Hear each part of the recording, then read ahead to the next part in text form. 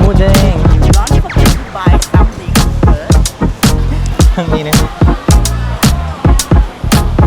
Pag about 4 minutes na may Thai pizza, maraming spicy coconut.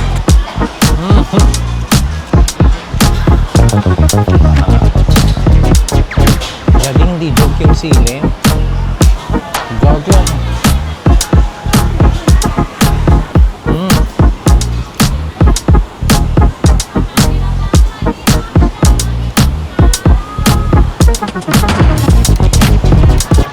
Ah. Sabi ko kaya sa gilid ko.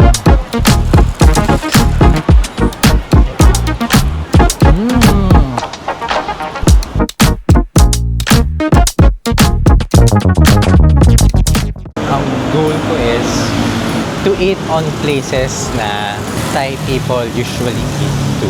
Hindi siya yung mga touristy places. So, more on mga basic places. Usually mga karinderya, things like that. And speaking of, liliko na daw tayo. So, hopefully, maitawid natin yun. Kumain ng mga local foods. Hopefully kayanin. And may Google Translate naman. So, in case yung mga tao na nagsiserve doesn't really speak English, makakapag-translate naman tayo. Yan, turo-turo na lang. I think nakita ko na yung kakainan natin. Today is April 10, 9:47, almost 10. Napasarap na naman ang higa. Masarap kasing humiga sa place kasi malamig. Naka-aircon.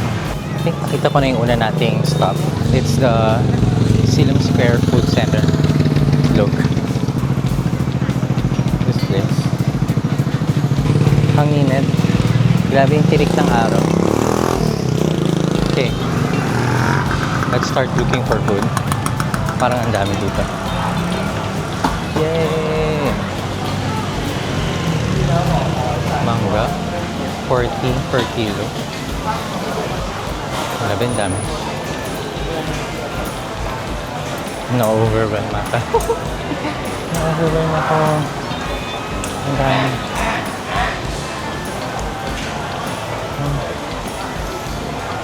Basically, ang nasa isip ko is Pad Krapao. Yung mga ganong levels. Ay, mainit siya.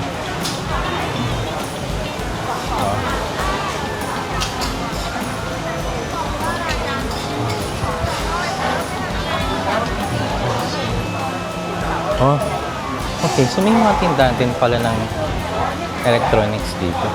Dito tayo.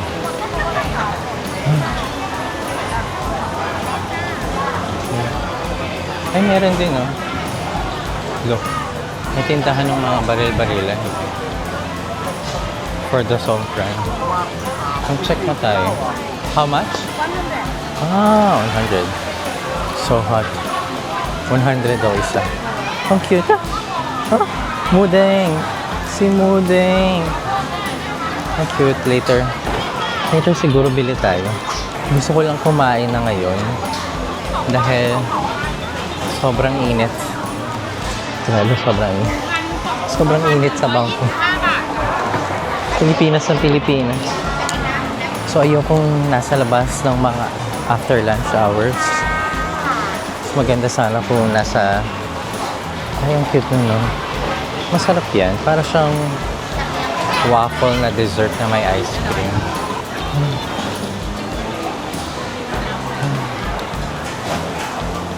Pag malinis siya, masaya.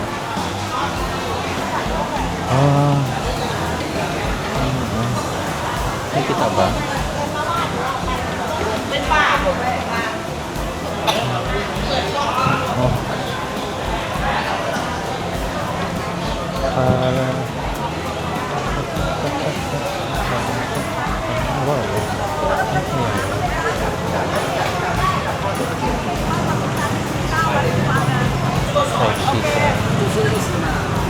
Ano yun? Parang liempo.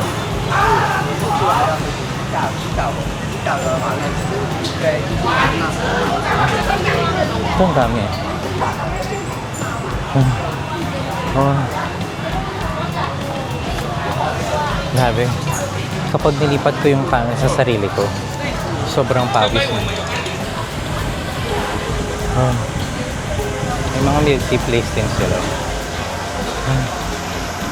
Mura lang.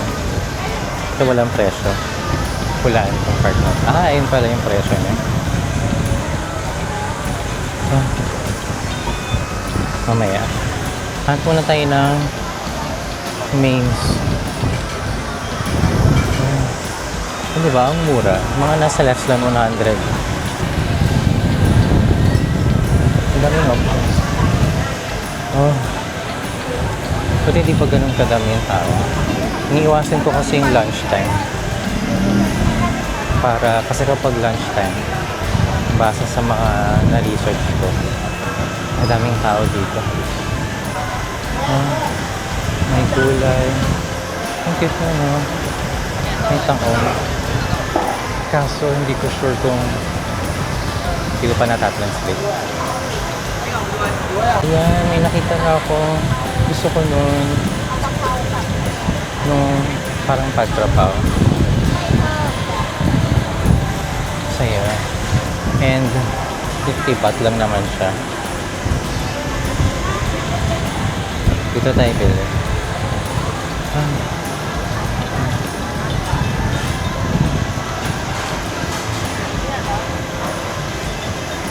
Order na ako. Want a nap? Yeah, you can take. Thank you.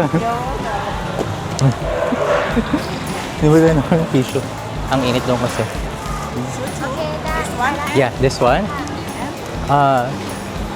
And then, this not spicy, but coconut. something you choose. I think this is the popular. If you want to eat coconut, Okay. don't forget to buy something first. Water. Yeah. Yeah, you can't take care yourself. I saw Thai milk tea there. yeah. Why you come alone? Yeah. Oh my god.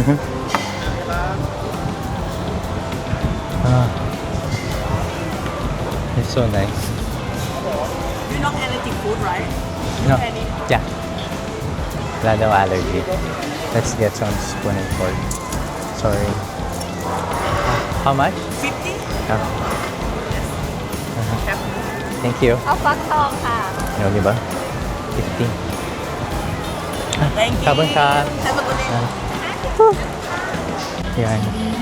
Nakabili tayo ng Thai milk tea naman. 45. Yung per usual. No sugar. Same. Ay. So hot. Super hot. Narinig ba ako? Saan narinig ako? Dapat pala nagdala ko pa niya. Pero yan, naliligo na ako sa pawis. Ayan.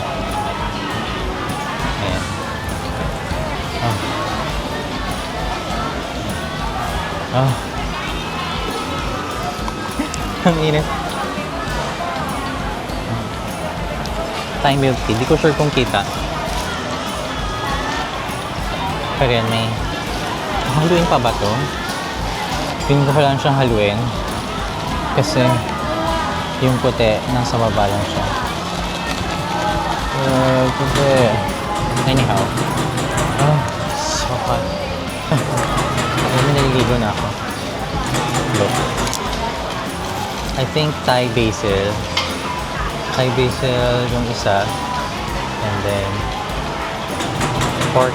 Pagkapaw, pork mince na may Thai basil. Maraming spicy, coconut chicken, parang tinola. Pero sabi ni ate, ako kasi namili nung pagkapaw. And then, siya na yung pinapili ko nung may coconut. Let's try yung may coconut. Grabe, everything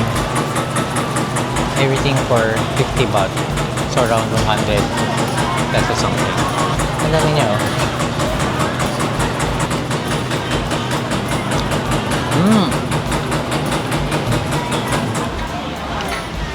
Matanglad yung ano, yung coconut. Yung chicken. Tanglad and chicken. Yun ang combination niya. Tingnan niyo yung tanglad. Anong tawag sa ano? Lemongrass. Lemongrass. With a pat krapao. Grabe. Grabe siya. Sabi ni ate, manghang daw yung tinuro kong pat krapao. Masili daw. Yan, wala sila ng hindi manghang.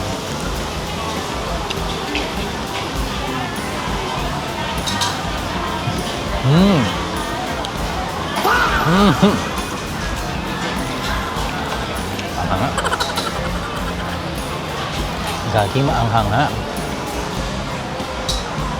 Gagi, hindi joke yung sili. Hindi siya ano, garnish. Pero kasi ibang pagkain na may siling galon, pero hindi naman manghang. Parang garnish lang.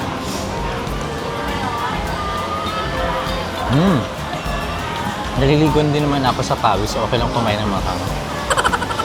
Sa pawisin person. May mushroom yung tanglad ng chicken.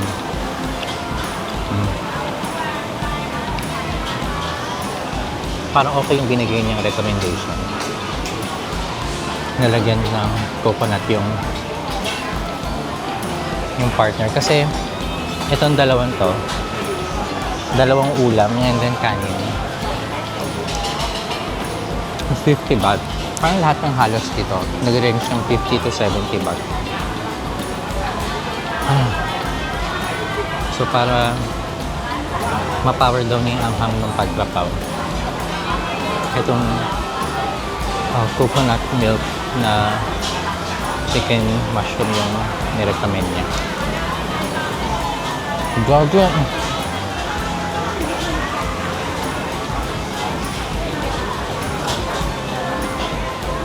Dito ka pumeso sa may ano, may electric fan sa taas banda. Para at least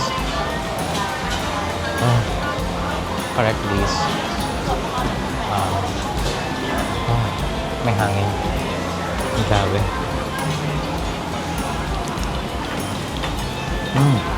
Kaka-release lang nung ano, Hot Ones interview ng BTS. Kagabi. Dinownload ko muna siya. Hindi ko muna pinanood. Save ko yan. Mamaya. Naka-download naman na. So mapapanood ko din siya anytime, anywhere.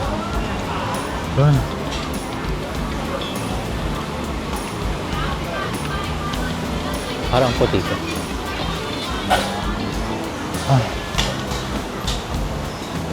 Naligo lang naman ako.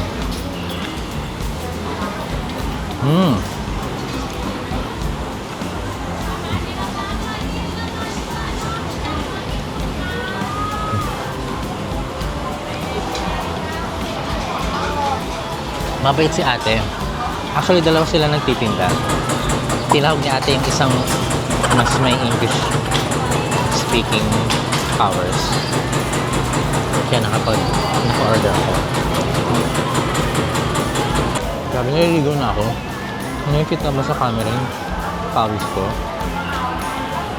Hindi ko kasi masyadong makita.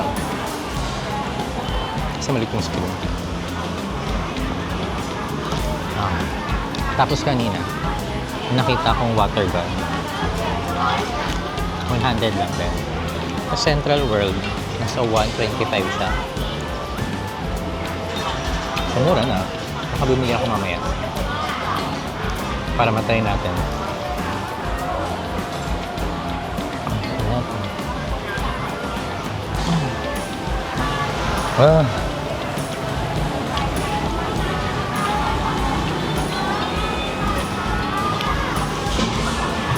Dahil hindi ako sanay kumain ng ganito kadami. Ng ganito kaaga. Dahil parang combination na yung init ng panahon tsaka yung manghang yung pagtrapaw.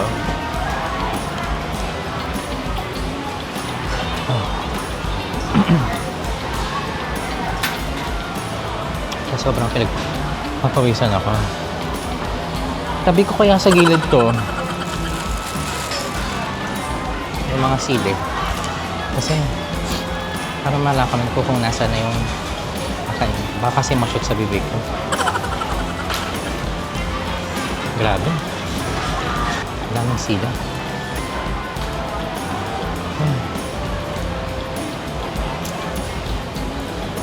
Ito nyo, update. Ito na yung nakakain ko. And matagal-tagal pa ba ako ito maubos. So, yun ko maubos ko pa nga itong late bago ko maubos ka. Ang cute ng yellow nila. Ang liliit. Parang chichirya. Masarap ng Thai milk. Pag no sugar, malalasahan mo yung tea mismo. Grabe, maliligo na ako. Hindi man ako pwede mag-electric fan. Kasi mada-drown out lang siya ng malaking electric fan. Kaya dito ako pumesto. Anyways, madami pa namang araw. 8 days ako dito. Pang 3rd day ko pala ngayon. And feeling ko matatry ko pa ibang paninda nila ate. Yung plate. Naubos ko. Naubos ko yun ah.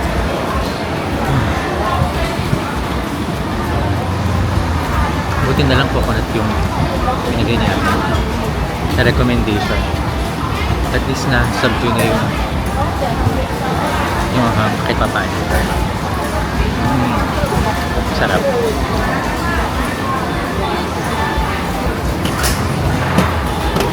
For the value of the meal, sulit siya.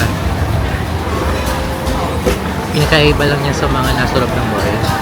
Mas komportable ka sa loob ng mall kasi malamig. Actually malamig. Yun yung pinaka-pros niya. Kasi komportable din naman yung mga chairs and tables dito. Makaupo ka naman.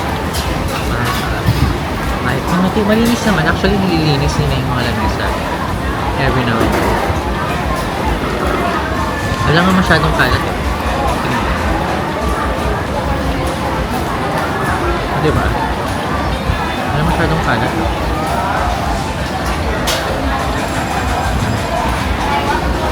Mababait naman yung mga type. Palangit eh. So, no issues.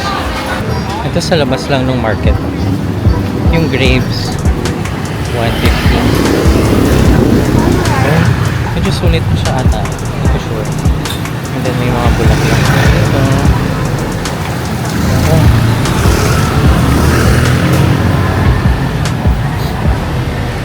Ang init.